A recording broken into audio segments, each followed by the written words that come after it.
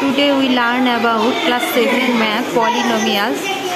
So we subtract 5a square plus 4b square plus 2c square from 7a square minus 3b square plus 8c square. 7a square minus 3b square plus 8c square minus 5a square plus 4b square plus 2c square. So if we subtract 8c square minus 2c square, then we get the answer 6c square. Samely, if we minus 3b square, if we subtract minus 3b square from plus 4b square, then we get the answer plus 1b square.